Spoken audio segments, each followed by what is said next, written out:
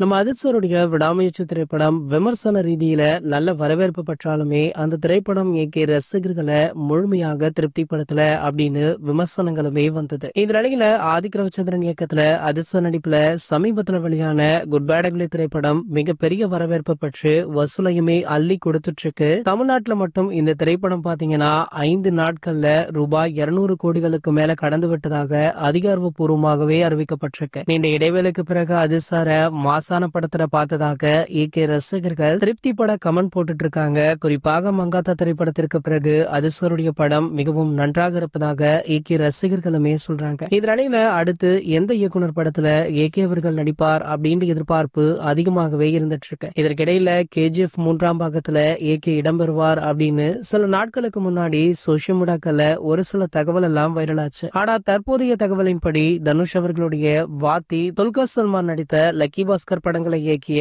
வெங்கி அட்லூரி படத்துல அவர்கள் நடிக்க உள்ளதாக ஒரு செய்தி வைரலாச்சு. இந்த நிலையில பாத்தீங்கன்னா அதிர்சருடைய 64வது படத்தை மீண்டுமே ஆதிக் ரவிச்சந்திரன் அவர்கள் தான் டைரக்ஷன் பண்றாராம். 65வது படத்தை தான் வெங்கி அட்லூரி டைரக்ஷன் பண்ண வாய்ப்பு இருப்பதாக சொல்லப்படுது. ஆதிக் ரவிச்சந்திரன் பாத்தீங்கன்னா இந்த படத்துடைய முதற்கட்ட வேலைகளையே ஆரம்பிச்சிட்டாரு. சோ இந்த படத்துல நம்ம அவர்களுக்கு வில்லனாக பாலிவுட்ல இருந்து ஒரு டாப் பிரபலத்தை களமிறக்கலாம் அப்படின்னு முடிவு பண்ணிருக்காரா. கூடிய விரைவிலேயே இதற்கான முறையான அறிவிப்பு ஆதிக் தரப்புல இருந்தே அதிகாரப்பூர்வமாக அறிவிக்கப்பட இருக்கு. இது போன்ற சினிமா செய்திகளை பத்தி நீங்க உடனே தெரிஞ்சுக்க நம்மளுடைய அஜித் 360 அப்படின்ற நம்ம சேனலை சப்ஸ்கிரைப் பண்ணிக்கோங்க.